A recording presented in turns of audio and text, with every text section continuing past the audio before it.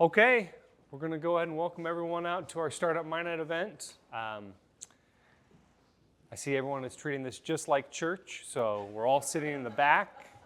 No front row folks. I hear you. Oh, good. Thank you. Thank you. This is how I passed math in high school. Yeah, I get that. Okay, my name is Mark Lyman. I do economic development for the Minot Chamber EDC. I want to welcome everyone for coming today. This is the Startup Minot monthly networking event that we do where we feature a local business owner or a couple of local business owners or a couple that happens to be business owners. And I want to just mention quickly what Startup Minot is all about. Our mission is to invigorate, encourage, and entice entrepreneurs to test out, to learn more, and to possibly start their own business idea. We do this through communicating stories of success. We do this through education. And we do this thanks to many different supporters and sponsors. So I want to make sure we mention our partners that make this happen. The North Dakota Small Business Development Center, Surf Basin Planning Council, Credence Energy, Minot Area Chamber EDC, Dakota Business Lending, many others from the private sector, including Jonah Lanto, Jessica Ackerman, and many others, are all part of our Startup Minot committee, our organizing committee. And then we've got a lot of sponsors. You can see them up here on the banner.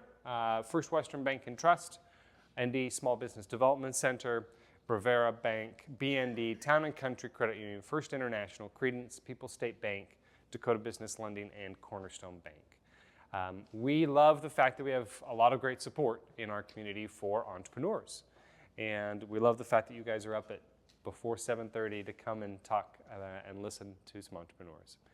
So I want to get right into the point of our group today, which is to hear from Meagan and Shane. But I want to remind everyone, grab the coffee, grab the donuts, get a second cup, Leonard. I know you need a second cup of coffee in the morning, so please grab a second cup. And then I just want to encourage everyone, the goal today might be to meet somebody new, to consider something different about your business, to consider a different way of doing your business based on what we're going to hear and talk about today. So our guest speakers are the brains behind two different businesses here in town, one which is fairly new. So why don't we bring up Meagan and Shane. Let's give a warm Startup Minot welcome to Meagan and Shane Kunnanz. Okay, and then I'll give a quick introduction here. Shane and Meagan are the husband and wife team behind Fiberglass, Specialties, and Hot Switch Heating Systems. That's the demonstration box over here, and I know Shane will show us that here in just a little bit.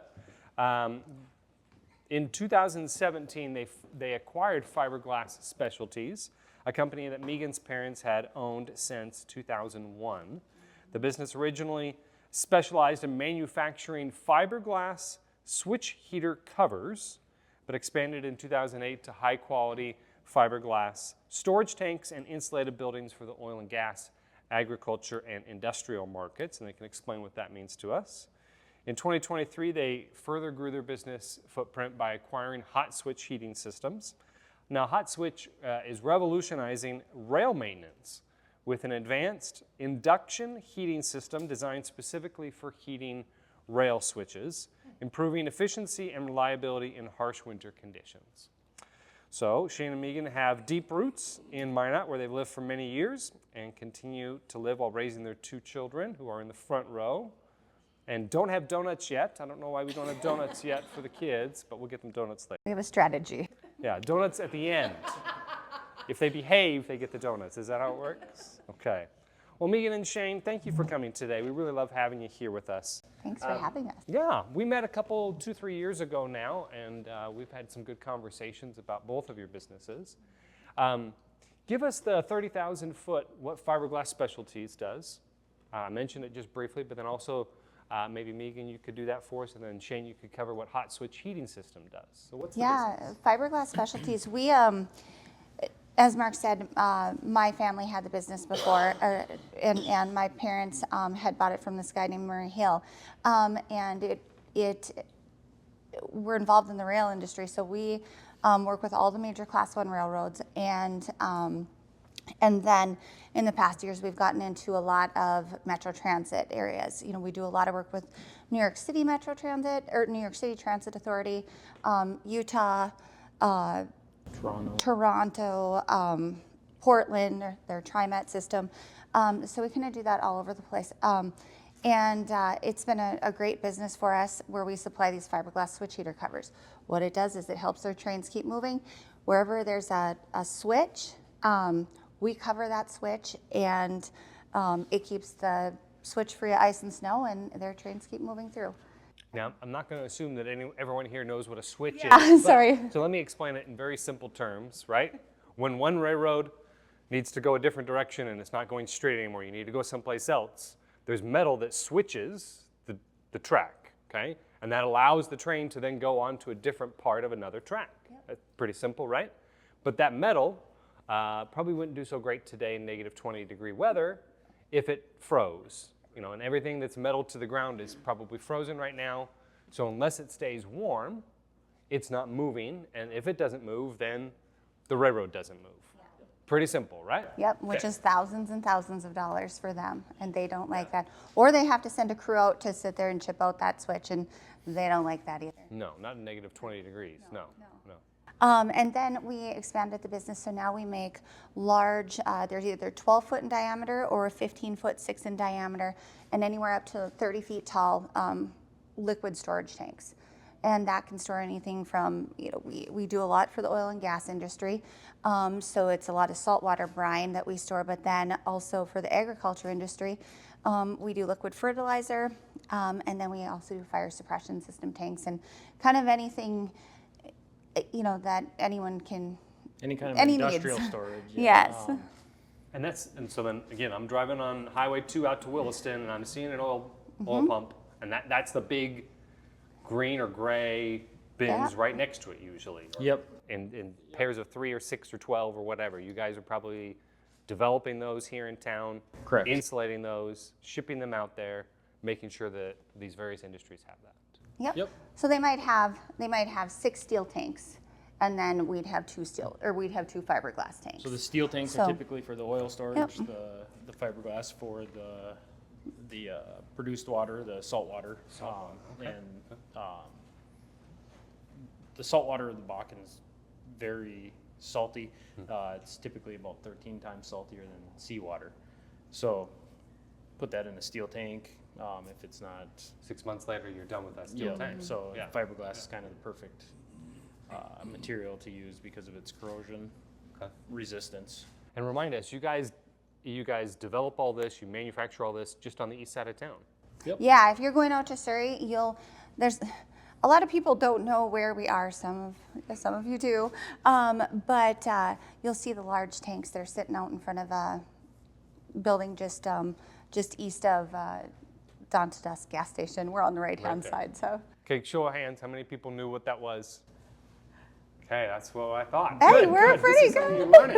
And that's pretty impressive about It that. is pretty good. But still, it means we got a lot of people who need to know what your business is and why you do your Yeah. business. And a lot of people are surprised that we take that from raw material to that finished product. We're not just a middle person in there somewhere. Like we're manufacturing that from the beginning. A strand to of the end. glass all the way to the end. So That's fascinating. So then, and that business has been in the family for over 25 years, but it existed before that. It did, but that was when it was was just doing the fiberglass Just covers. fiberglass Yeah. covers. Okay. Yeah. Okay. So why? And I'll talk about Hot Switch in just a minute. But why the decision to buy fiberglass? It's the family business. Did you just always want to own the family business? Both of us have, our families have both had businesses and stuff throughout the years, and I was always involved in my parents' businesses. They had Toad's Ride and Shine before when we moved to Minot from Park River. They bought Banner Car Wash and turned it into Toad's Ride and Shine, and so it's just always been something in my always life, something you've done. and it's just I feel like. Okay, and then you married Shane and you brought him along. And Yeah, yeah. and he's always been in it, and it's been quite the journey, and it's been quite a adventure, I guess, Well, is good, what you could good. say. So then take us back maybe 3 years, 5 years, 8 years ago. Why the decision to take a fiberglass tank or fiberglass opportunity into something that you're going to show us here in just a few minutes? we have quite the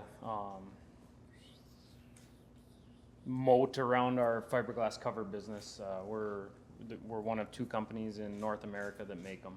So a lot of our customers, over the years, we've covered everyone else's heaters. And when you think of these heaters, a lot of people see the propane tanks along the railroad tracks when they're driving on the highway. That's where the heaters are, or one version of a heater. And so a lot of the railroad customers that we had said, why don't you guys just have a heater and we can Stay with you instead of just as a parts supplier. Yeah. You do the whole thing. Yeah, it's just a one-call, One-stop one-stop shop. shop that we have to do with you guys. And so we kind of tossed around the idea and then came up with some different ways of how we could do it.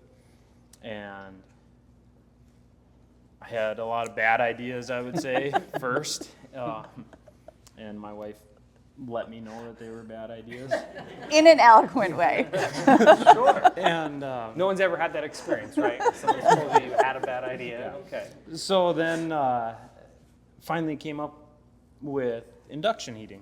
Like, it's all over in the culinary world, the induction cooktops, and the rail is made out of steel. Why can't we use induction heating to heat the steel? So I started looking into it. Finally did a patent search on it. For some reason, I just thought in my mind I better look this up before I start stepping on toes. And sure enough, these 2 gentlemen from Florida. Florida, of all places. Of all places. They don't Yeah. need it in Florida. Why Yeah, are they, exactly. Why are they worried about that in Florida?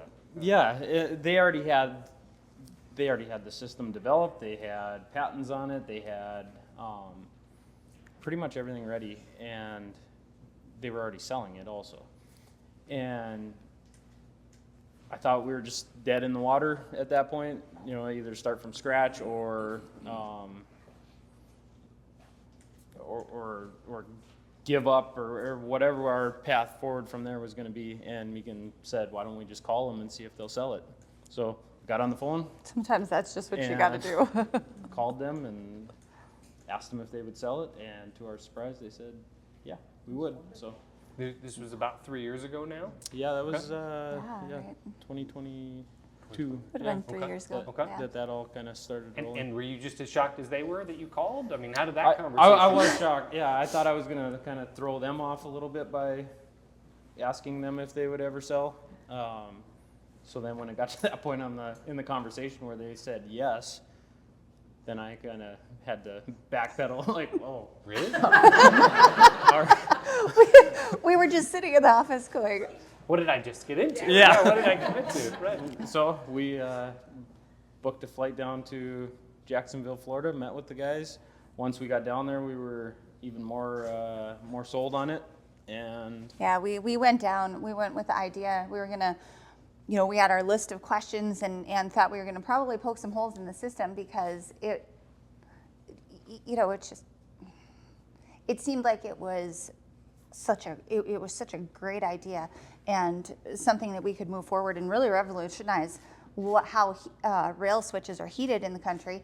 And we got done with the meeting, and I'm pretty sure we walked out of the meeting and didn't talk to each other for about an hour and a half. yeah, We went to the beach. Good decision in Florida. And and then we said, okay, well, let's make a plan. Let's see how we can make this happen, because we knew it was something that we needed to move forward with. And this is something that they hadn't really sold yet? They were They more had on the been- innovation side versus the sales side? so they had sold. They had gotten in with Norfolk Southern for testing purposes. So every Class 1 railroad kind of has a budget for new technology that they allot for, and these gentlemen kind of found their way through the maze and found the right person to let them try some of the systems in the Ohio River Valley area. And so they had sold a couple of them, Yeah. but there was a lot of work to be done on it still. Well, and our main question was, why is this thing not out there? We're really connected to the rail industry. Why are we not seeing that? Why didn't we know about this Yeah, before? why did it take a patent So, search for yeah, us to find out right. that So we this had done a is- lot of work into that. a lot of Facebook searching and, Googling it to try to find out how, like, why didn't we know these gentlemen? And so then, what we really realized too was that COVID had come and gone, and they were very conscious about they just were not going to get out and do a lot of selling. But then they were also at an age where they weren't interested in that. yeah. Okay. And then also they just didn't have as many real connections as they probably needed to move this forward a lot. And that's where we came in, because we do have the connections, and that's why it was so exciting for us also, because they have already developed a product. They have the whole system. It's a working system. It's a well-working system, but it just needed to be tweaked in some different ways. And like you touched on, they're in Florida.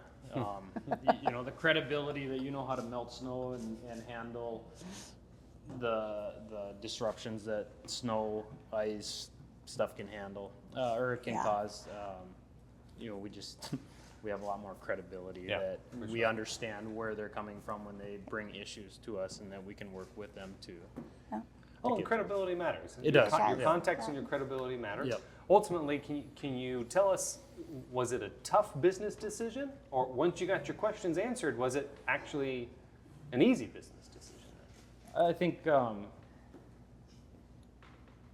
ignorance made it an easy decision, I guess. We were Naive, maybe? Yeah. Okay. Yeah. Okay. Just kind of the realization that this thing can fail and there's consequences, that comes afterwards, because you're just so, but You're so set on, and driven. We knew what we wanted, and but I think that's what makes business owners good too, is that like failure is not an option to us. We're gonna adapt this thing to the needs of the railroad so that it works, because we know that the foundation is there for this system to change the industry.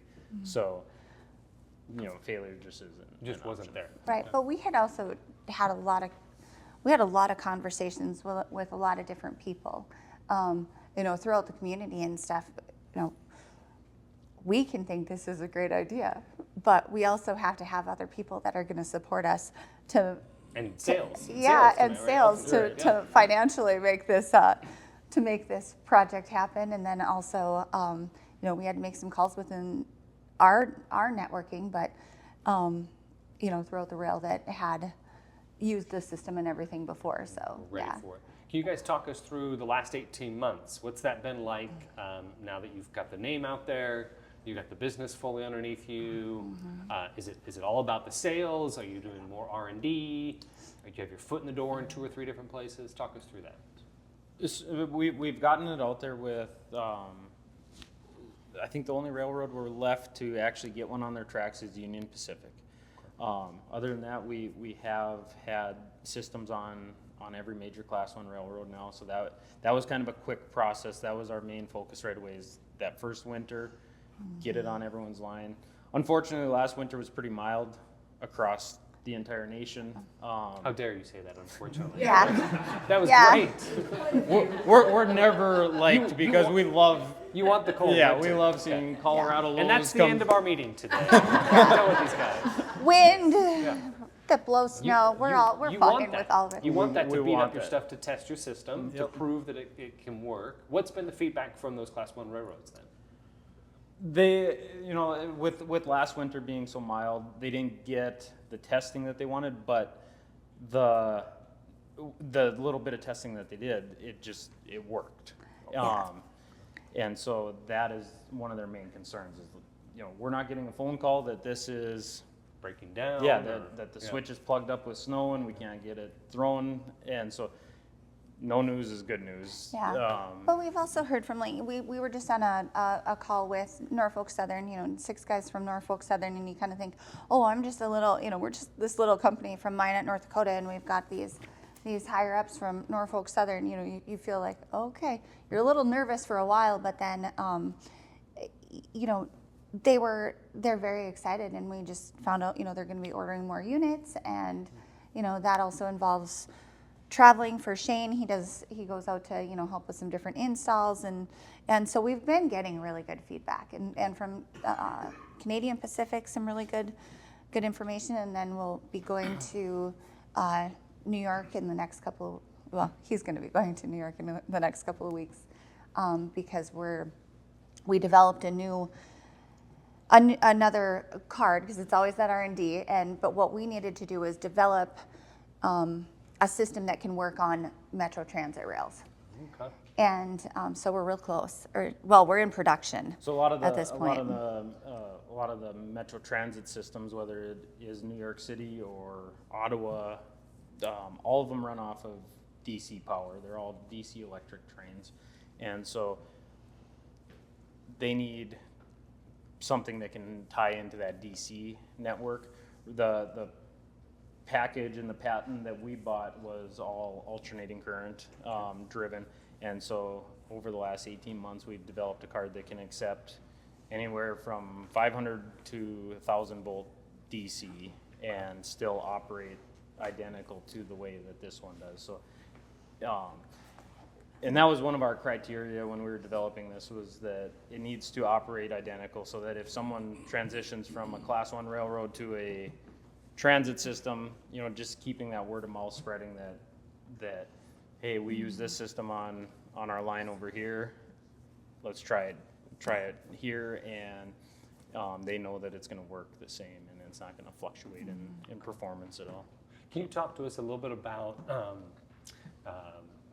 talking to a banker, communicating your marketing, setting up a new website, some of those tips and tools that all of us in the room, when we're starting a business or we decide to buy someone's business, that go through your head?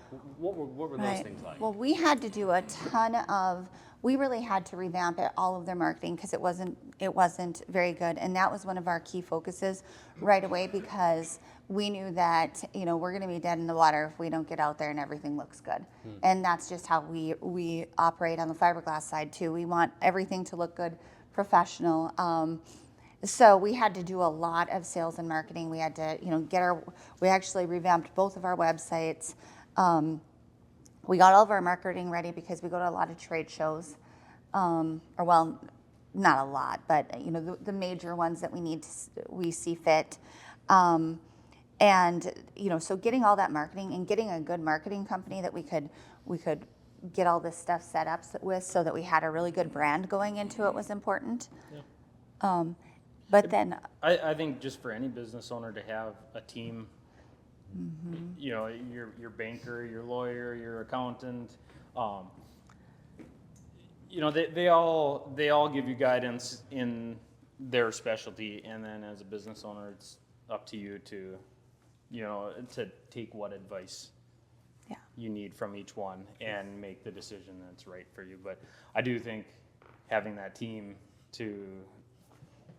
I think it's crucial to every business to have that team to bounce that kind of stuff off of in their own specialty, and then you yourself have to make that ultimate decision. Yeah. What's been the toughest challenge? What's been the biggest thing, maybe a curveball that was thrown at you the last couple of years? What's been the toughest thing when growing and acquiring a new business? Well, typically, I would say employment, but I feel like that's finding the right people, the right seat, to put them in the right seats, to fill the right positions. That's what I would typically say, but I feel like that's something that everybody struggles with. So, but I would say time management has been a real. I feel like that's always been kind of one of those between your, putting your time into the business, between your family, between, trying to focus your time in the right spots. Okay. And I've got one last question, and we want to get to some questions from the audience as well. What has been a tool or a resource that you've used over the last 2 or 3 years that you say, okay, this is the one that if I could have done this 10 years ago, or if this existed 10 years ago, this would have changed my business, or any business needs this in their future? What's that tool or resource you would recommend? We started running our. I'm guessing you would absolutely. agree. So, I was going for that too. So we started running our business off of a process called EOS.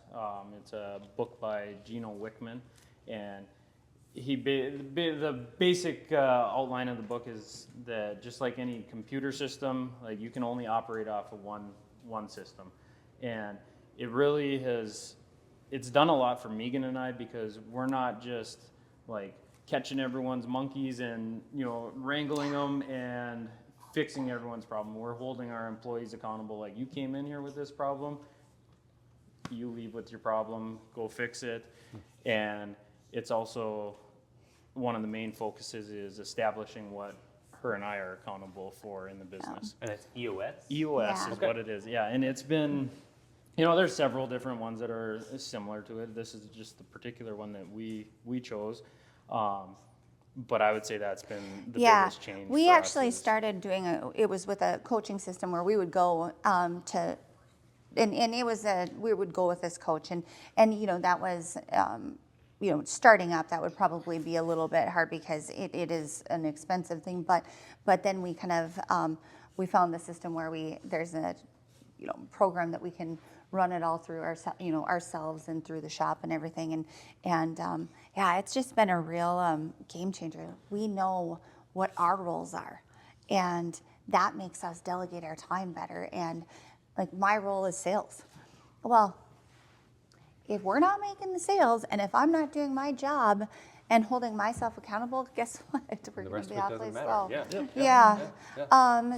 So, and if Shane's not doing the things that he needs to do, and he's being, pulled away for all these different jobs, we're not going to be as successful. So it's been a Yeah, great help to us, Yeah, it's even I in would our s- personal lives, I'd say. Yep, I would say that is the single biggest driver in even the expansion. Choosing to this growth mindset. Like, I don't think before we would have thought we had the room to, or a capacity, mentally or like exhaustion wise to expand into something else. But that freed us up, holding everyone else accountable for what we expected out of them. So it really has been I lied. I said that was my last question. I just have one more, and then I promise I'm getting to everybody else. Can you talk to us about the sales side? Do you have certain sales targets? 5 a year, 10 with each Class 1 railroad. There are hundreds, if not thousands, of switches across the U.S. Right? Right. Is the goal to have a hot switch heating system at every switch in the U.S.? I mean, I mean, that would be our goal. Maybe unrealistic, but Yeah, high. we kind of plan we do like a 1 year, a 3 year, and a 10 year target, I guess. And right now, our 1 year goal for hot switch, we want to do $1 million in sales. So each unit costs around $20,000. So it'd be roughly 50 units that we would have to sell this year to meet that goal. So Okay. And growth then it goals grows, beyond that? yeah, and then it. That's awesome. Once you got your Keeps foot in the going door, up. they're going to want to keep using it. Yep. It's great. We are going to have them show the system here in a minute. I'm going to pick on Casey, so prepare yourself, Casey, to come on up. But I want to get to some questions first. What questions do we have of Shane and Meagan? Yes. What's the life expectancy on one unit? And just I got to repeat the question just so we pick it up on the microphone. So what's the life expectancy on that? The first ones went out to Norfolk Southern in 2016, and there haven't been any failures yet. So most of the other heater companies, they shoot for about 7 years. So we're beyond that already with those first units. So that's promising. awesome. We'd like to get at least 10 years out of them, but they seem to just keep working. That's a We good had a problem. guy from Ohio call, and he works in a yard similar to Gavin Yard, and he's got 11 of them, and he said, "Can you explain to me how these things work?" And I'm like, "Oh man, like, he's had these things for this long, and he doesn't know how to work them. He hasn't been using them. What did we get into here?" And he's like, "Yeah, they just work. Every single time it snows, they turn on, it melts the snow, and then they turn off. But I just have this nightmare that something's going to go wrong with them, and I don't know how to troubleshoot with them." Okay. So, yeah, we're shooting for 10 years now. Once we get to that 10-year mark, maybe we'll extend that, and it'll just add value to the railroad. the longer that they can. I keep working. hear your price going up as the value goes up. That's good. Yeah. That's good for you guys. It is, That's yeah. good. Yep. Okay, what other questions we have? Yeah. That's kind of my question too, is there's obviously a little bit higher cost for this type of unit versus something that's already been tried and true out in the system, but ongoing costs, I mean, propane tanks and all of that, the HR to have to actually go out there, the manpower to Exactly. make sure that propane is going and refilled. Yep. Tell us a little bit about how your sales pitch goes to a company and say, you know, this costs 3 times as much or 5 times as much, but the savings is more. So Yeah. the question is, tell us about your sales pitch, especially since it may be a little bit higher price point, but maybe longer lasting, less impact overall. Yeah, so our sales pitch typically starts with just the dependency of our system, that it starts up reliably every single time. They're not going to, the hot air blowers, they have, 10 interlocks in a row that, this needs to happen, that needs to happen, that needs to happen. Okay, now the heater can fire up. Ours is no moving parts at all. We're just running electricity through a coil, and it develops this oscillating magnetic field, and it heats up the rail is how it does. So that's our first point that we kind of touch on to find out if they're having issues with their current system. It doesn't pay to sell something to someone that's not looking for anything. So that's kind of where we start, and then we kind of dive into the sales, the numbers of Norfolk Southern did a study for us where they measured the propane usage and the electric usage that they did with a hot air blower versus our system, and the numbers were they were like 360% more. So we start diving into those numbers and talking about that, and never having to keep. I mean, everyone sees where these propane tanks are at now on the road.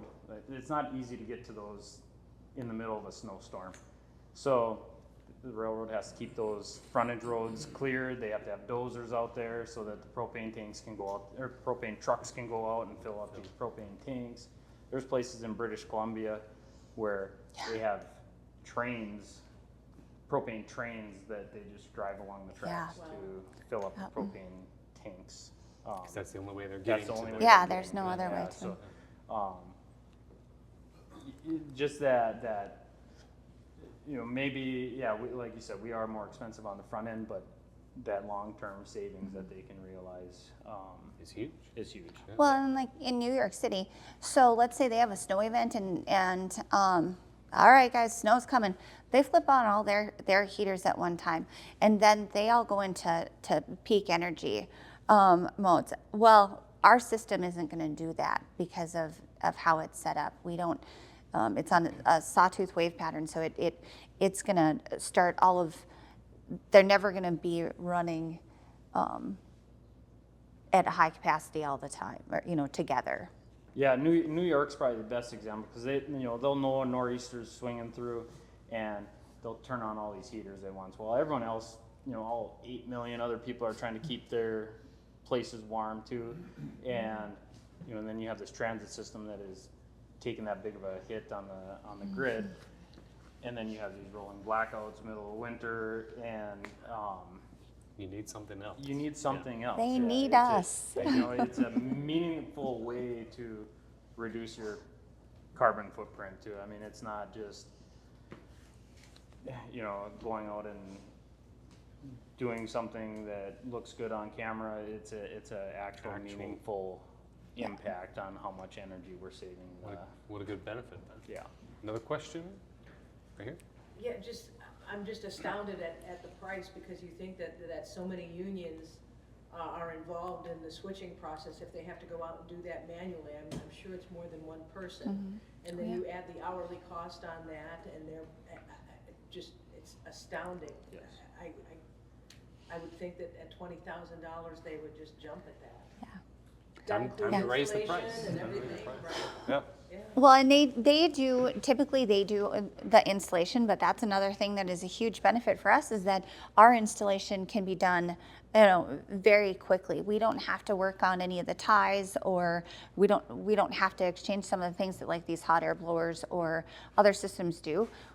So our, Plug and play. Yeah, yeah, like the hot air blowers, they physically remove one of the ties from the switch area and then slide in, they call it a tie duct, which is just a hollow steel duct. And so, I mean, that all takes, track time, machinery that they have to have out there, where ours magnetically attached to the side of the tracks, and yeah, it really is just kind of And plug in. yeah. Well, and one thing that we've done too is with this conversation that we just had with Norfolk Southern, they, before they weren't using any covers at all. And so now we just made the deal with them that we're gonna provide them, one set is gonna be our heating system, and then it's gonna be 4 covers, and that's exactly what we were hoping to do with fiberglass. We were supposed to, that was what we were trying to do. So, yeah. So you kind of make those strides that, sometimes in these businesses, like with ours, the beginning of the year is a tough time of year because everybody has their budgeting that they need to do. So the railroad isn't spending any money from about December through February, March, then they start a little bit more in February. But then you got the oil industry that they're doing all their budgeting. They don't want to really spend any money. So, these are those stressful times that you have as a business owner, and you're going, oh my gosh, like how can we need to make these sales? What am I doing wrong? Or, how can we do this? How can we do this better? How can we be better prepared the next year? But then you make those small strides, which are probably big ones, but, with getting a new deal with a Norfolk Southern, or, just a couple of buildings or something, business ownership is definitely, it's hard, but if you can just keep the mindset that you're gonna figure it out, and you're gonna, find different ways to make the money and make the sales, then you're good. I love that mindset. That's a great mindset. Well, hi, Pete. Take one more question, I think. Oh, Alicia, we'll take one more question. Talk to us about the manufacturing side. Is your manufacturing for these units done in-house, or is it Yeah. Yeah, so the question was, talk about the That's a manufacturing. good Where does question. that actually all happen? So Shane, you want to cover that? So we do source the actual. We're not building the control cabinets or the driver cards or anything like that right in house, but we are sourcing that from North Dakota companies as best we can. So, like our control cabinets are made in Grand Forks, with a young manufacturing makes those for us. But as far as all the assembly and putting the units together themselves, that is all done right at our shop in town here. And then on the fiberglass side, everything's from raw material to out the door is all here. done. Yep. I think that's a hidden secret about some of these parts of our town or of our business world, is that we have manufacturing in our backyard. It's in our front yard, for crying out loud. And we don't realize it as much, just because you guys are quietly going about doing your business, and you just are very successful at what you do. So congratulations to you guys. Thank you. We're gonna have Casey come on up, because I want Casey to have the person who gets to touch the hot switch. Why don't you show us what we've got going on? So this is a little demo unit that we bring to different companies. So underneath here, I have one of our driver cards. The system turns on. The driver cards can detect several different errors that might be happening with the card to preserve the equipment. So when one of the companies buys one of these, they know that their equipment's going to be preserved. If they get a voltage spike or anything else, the whole thing is designed to save the equipment. But you want to this is just a piece of steel. You want to just hold it in the palm of your hand like that. We're getting an E0 error code right now. That's there's an induction coil inside here. It can't detect any steel, or it's not detecting any steel right now. It's able to tell that through the resistance that it's getting back to the driver card. So as soon as I bring that to the metal, that'll clear up, and you'll feel a little hum for a couple seconds and then it'll turn off. And that's that sawtooth waveform that Meagan was talking about, where these things will pulse on and then they'll turn off. So eventually over time, like a full unit would have 20 of these driver cards in it. And so they ramp up to their peak wattage and then they have some dwell time in there. And so if you think about it like a bunch of cars sitting at a stoplight in the turning lane, you know, these two blinkers are blinking at the same time, and now all of a sudden they're exact opposite of each other.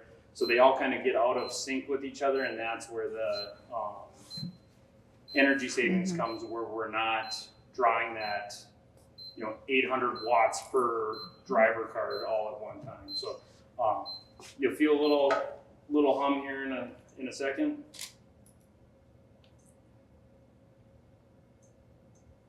There's that first hum, and then it'll turn off here. Let me know if it's getting too hot for you. Oh, it's good, yeah. So then there's that second one, but you know, it happens very rapidly. Yeah. And then this part here is not hot at all. So when you know, we're just running electricity through a coil. And Do that again for Casey one more time. He still can't believe you. I see the look on Casey's face. Well, Like, this I is was too. expecting to get electrocuted. Right. I know. Casey, I wouldn't do that to you. Come on. What's the max temperature on that? No, that's crazy. we can get it up. There's a thermal Casey, switch. pull your hand away if it's too Yeah, hot. yeah. Feels good. So there's a thermal switch inside the induction head that won't get above 350 degrees. So we're not messing with you know, we're not messing with the composition of the steel by any means by heating it up to 350 degrees. We don't even get it that hot. We shoot for around 200 degrees. And so, yeah, I did get that a little warm on it. Casey's ready to go outside now. Yeah, he's good to go.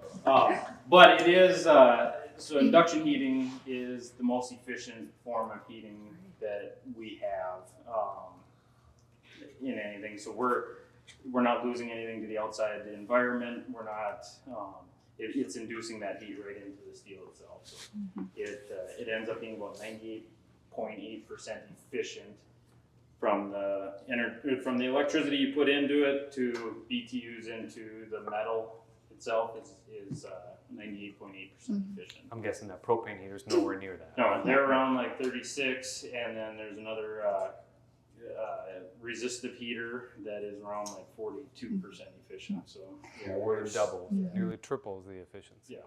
My husband is he has really learned this system inside and out. So he Speak electricity better than you could 3 or 4 years ago? yeah, he always better, told yeah. me yeah. So he's done really well at learning the system and kind of developing the different things that needed to be done. So, and then we also forgot to say something that, you know, when you're looking for, you know, your bankers, we forgot insurance agents, and your accountant and your Kind of building that yeah, whole team. but you also like need to look at the different programs, you know, and look through the chamber, and like Mark has been so helpful. But there's so many different programs that are out there that can help you get started that are really, you know, they might seem like there's a lot to do with them and you might not know that, you know, how to navigate through them, but that's where like your bankers and Mark and different people throughout the community can help you. You just have to reach out to them to see. We had what is it through the state that? The Bank of North Dakota? Yeah. Was it primary sector? Primary Yeah, sector we're a certified. primary sector certified Like, business. does everyone know what that is even? We have no clue either. And Yeah. I would definitely recommend, you know, looking in, maybe you have more insight on what primary sector is. I'm not fully educated on it myself, but it was this program that was available that we had no idea what it even was leading into all this stuff. But once you're primary sector certified, if you meet the qualifications and stuff, then it opens a lot more doors for you too. So just be aware of all the programs or look for them.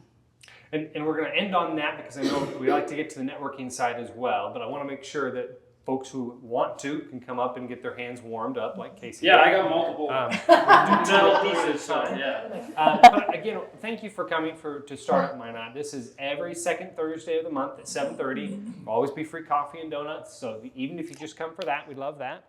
We bring in new speakers every single time. Next month, we're going to have Mike Zimmer from Men's Winter Refuge come. So if you've got that nonprofit bug, or if you know someone who wants to understand that nonprofit world, we want you to come in next month as well for that.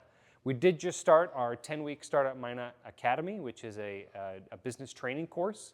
I've still got room. I can get you in for week 2, and you can take it the rest of the way. It's on a Wednesday morning. Alan Gohary from ND Small Business Development Center and I are co-facilitating that course. It's only a $150 cost to take that. It's a Wednesday morning course here at the Carnegie. So with that, we'll kind of wrap it up. Another round of applause for Meagan and Shane.